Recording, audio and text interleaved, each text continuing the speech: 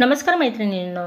मागच्या वेळेच्या माझ्या काही ते पदार्थाच्या सिरीज राहिलेल्या होत्या. त्यातला हा एक पदार्थ म्हणजे तिळाच्या वड्या आणि दुसरा मी चिकूचा ज्यूस तुम्हाला करून दाखवणार आहे. तशा ह्या गोष्टी मी माझ्या फॅमिलीमध्ये शेअर करत असते. तुम्हाला जर शिकायचं असेल तर जरूर हा शेवटपर्यंत पहा आणि बघा. ह्यामध्ये मी जे तिळाच्या ज्या वड्या बनवण्यासाठी मी हे तीळ आधी स्वच्छ पाखडून मस्त त्याच्यातले खडे वगैरे काढून आणि ते मस्त भाजून घेतलेले आहे. साधारण 2 ग्लास घेतलेले आहेत. तसं हे प्रमाण तुम्हाला दाखवणार आहे. आता मी शेंगदाणेसुद्धा भाजून घेत आहेत आणि हे शेंगदाणे मी जवळजवळ 1 वाटी घेतलेली आहे ते. आणि ही 1 वाटी शेंगदाणे मी आता छानपैकी मस्त असे भाजून घेणार आहे ते आणि त्याचे टरकलंसुद्धा असे काढून घेणार आहेत. आता जवळजवळ आपले हे शेंगदाणे मस्त भाजून झालेले आहे ते आणि मी ते ताटामध्ये काढून घेत आहे ते. आणि अधिक सोपं जाण्यासाठी टरकलं तर तेही बघा, ही तुमच्यासाठी नवीन ट्रिक्स आहेत. तर कधीही वाटीने जर असे थोडेसे रगडले तर सहज टरकले निघतात. तर आपले हे पहा टरकलं निघालेले आहे त्या पद्धतीने अगदी पांढरे शुभ्र. बघा आता हे सर्व प्रमाण दाखवत आहे. मी 2 ग्लास तीळ घेतलेले आहे ते आणि 1 वाटी मी खोबऱ्याचा किस पण केलेला आहे ते. आणि ही तिळाची रेसिपी मी लहानपणापासून करत आलेली आहे. ती खूप छान लागतं हे खोबरं टाकल्यावर, अतिशय सुंदर.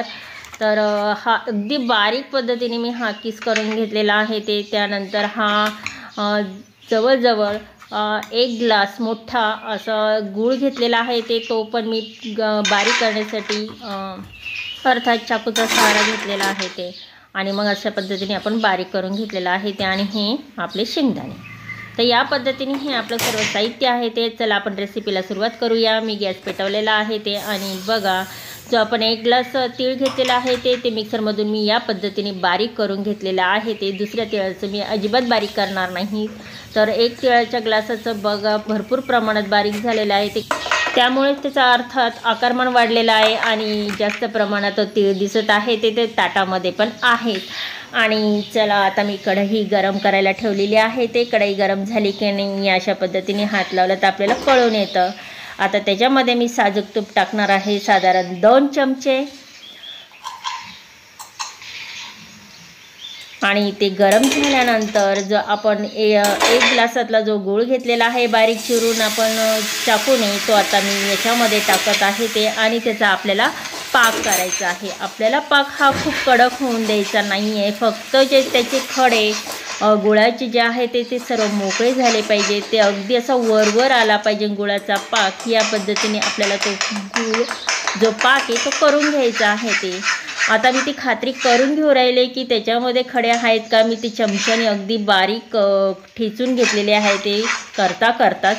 अशा पद्धतीने हा पाक आपण सारखा ढवळून तो आपल्याला करून घ्यायचा आहे ते.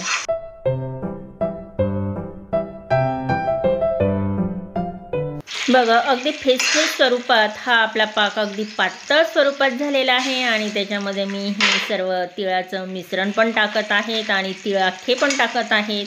आणि त्याचबरोबर शेंगदाणे मी जे टरकलं काढून घेतलेलं आहे ते 2 भागामध्ये ते पण टाकलेलं आहे ते. तुम्ही शेंगदाणे याच्यामध्ये आणखीन बारीक करायचे असेल तर करू शकतात. मला त्याची गरज वाटली नाही. मी अख्खे फक्त 2 अशाच पद्धतीने हवे होते. तर बघा, अशा पद्धतीने सर्व एकजीव आपल्याला करून घ्यायचं आहे ते. आणि एकजीव करता तो अगदी मिश्रणमध्ये घट्ट होता तो अगदी असा गोळा तयार होऊन जातो. आणि त्यानंतर आपल्याला हे सर्व ताटामध्ये काढून घ्यायचं आहे ते.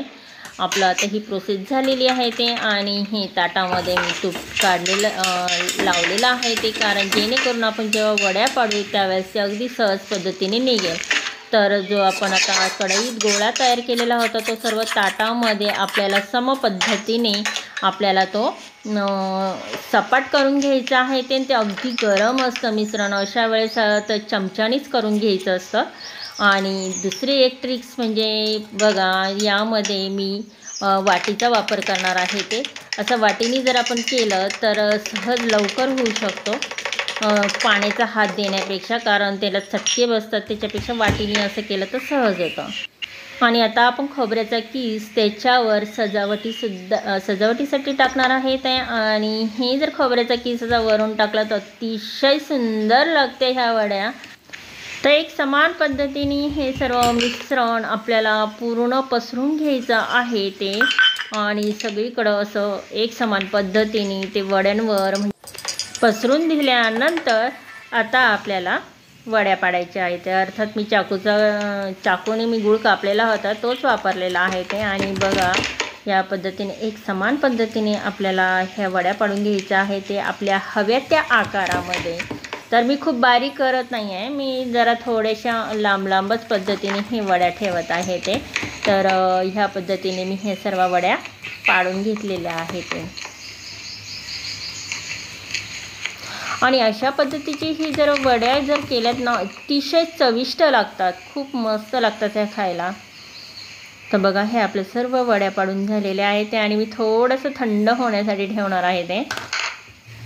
तर बघा मी तुम्हाला काढून दाखवते, खालून किती अशी तिळाची दिसते आणि वरून खोबरं लावलेले, आणि त्याच्यावर हे शेंगदाणे सुद्धा असे चिटकून गेलेले आहे ते बदामासारखे। खूप छान असं दिसतं पण आणि खायला पण अतिशय सुंदर लागतं। तर बघा हे सर्व वड्या मी अतिशय हळूवार पद्धतीने सर्व काढून घेत आहे ते। आपण काही गूळ हा खूप एकतारी केलेला नव्हता, त्यामुळे खूप सांभाळून जरा हे काढणं गरजेचं आहे ते। तर बघा आणि सहज पद्धतीने हे निघत आहे। तर ही तुम्हाला तिळाची म्हणजे अर्थात तिळाची वडी ही रेसिपी कशी वाटली जरूर कमेंट करून सांगा। ह्या वड्या खायला तर चविष्ट लागतातच पण अतिशय पौष्टिक असतात। आणि बघा हे आपल्या अशा पद्धतीने ह्या सर्व वड्या झालेल्या आहेत, आणि जरूर ही कमेंट करा, कमेंट बॉक्समध्ये आपला अभिप्राय नोंदवा। आणि आता आपण यानंतर दुसरी रेसिपी पाहणार आहोत।